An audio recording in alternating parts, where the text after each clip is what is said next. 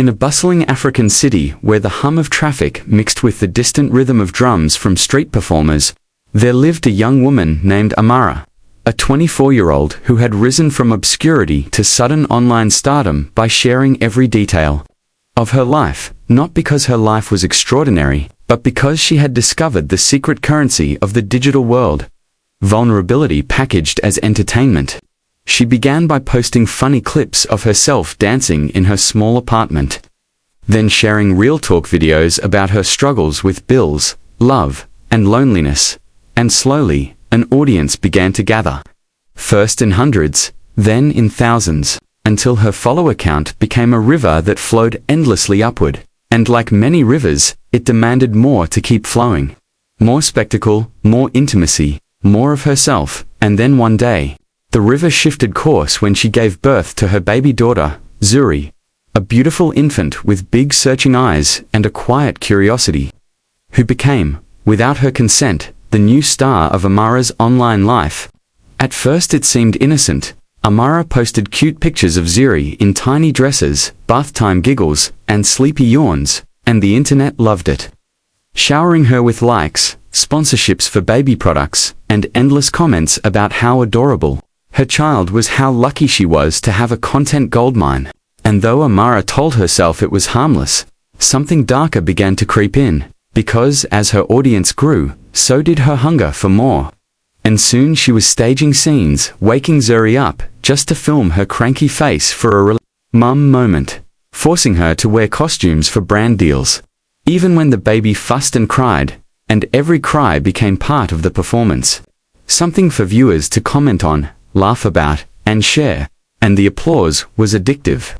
A drug that AMARA couldn't put down, but with every post, she could feel in the silence of her nights a strange unease, like the eyes watching her online were not just playful or kind, but predatory, hungering, and though she pushed the thought away, she could never shake the image of faceless strangers replaying clips of her daughter's tears, her daughter's laugh, her daughter's naked innocence when she slipped and left too much in view.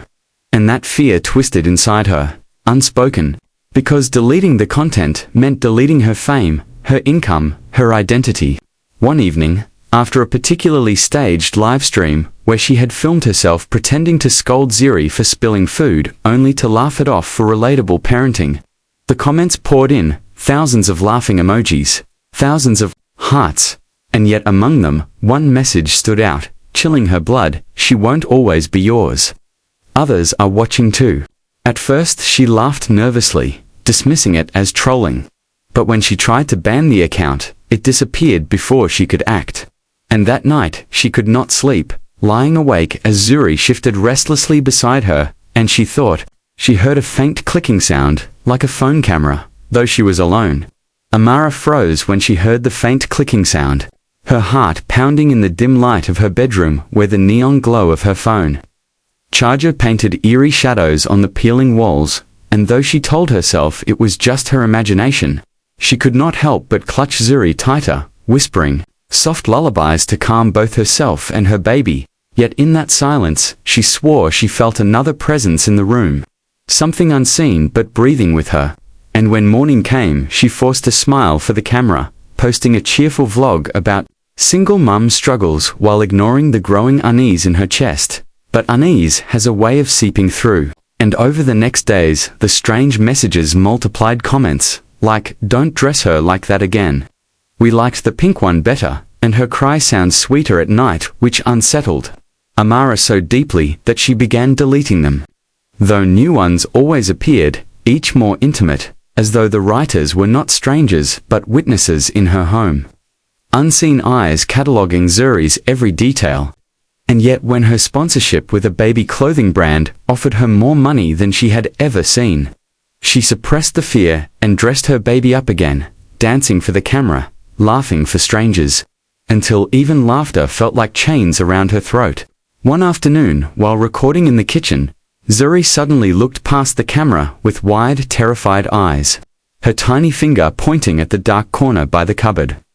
And though AMARA saw nothing, her stomach churned cold because it felt like her child was seeing what she could not. And that night, Zuri screamed in her sleep.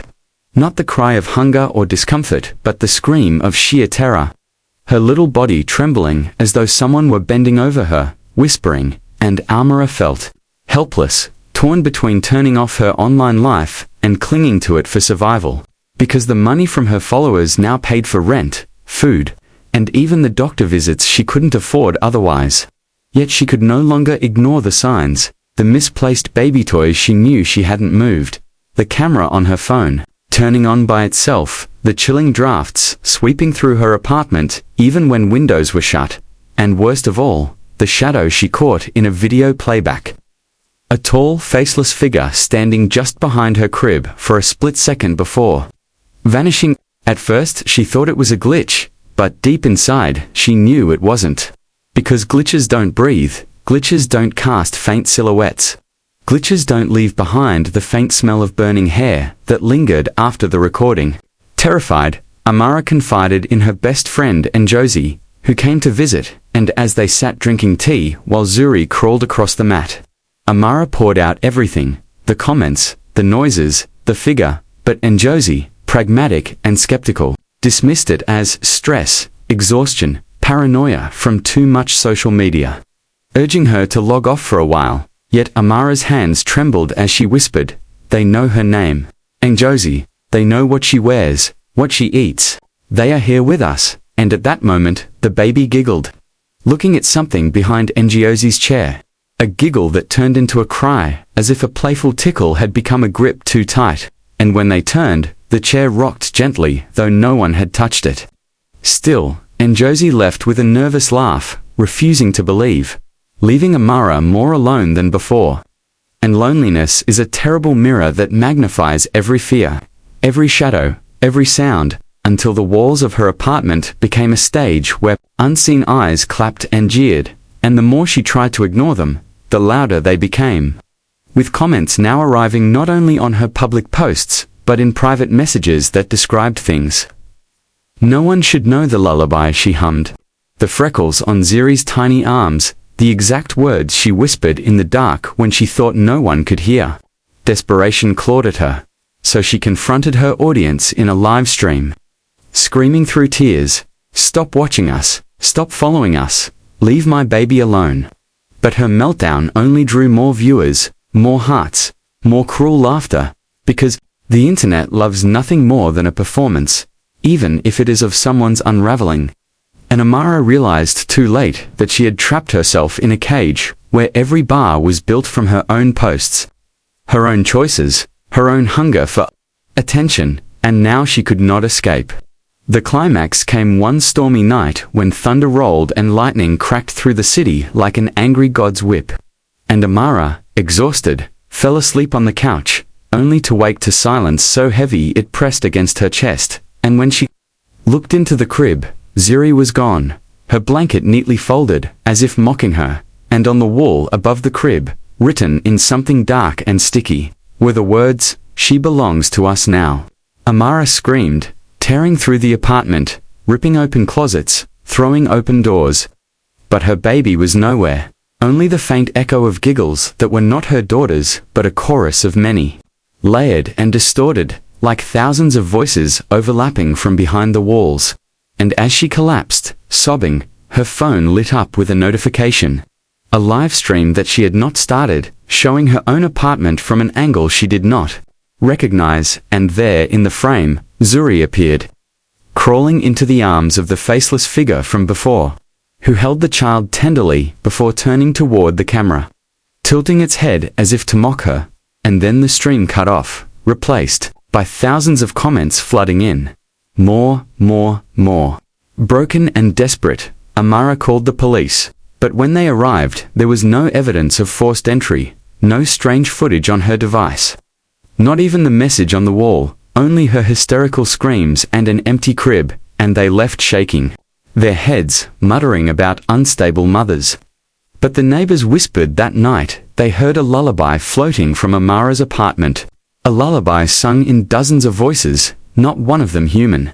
And when days turned to weeks with no sign of Zuri, AMARA vanished to social media accounts wiped clean as if erased by unseen hands, her apartment abandoned with her phone still glowing faintly on the floor, the last notification blinking, new content uploaded, and they say if you search deep enough on the hidden corners of the internet, you can still find the cursed video of a faceless figure cradling a baby, while a woman's voice, broken and hollow, begs in the background, "Give her back to me, please." But the voices only laugh, reminding every parent who watches, once you turn your child into content, they no longer belong to you, but to the endless, hungry eyes of the world.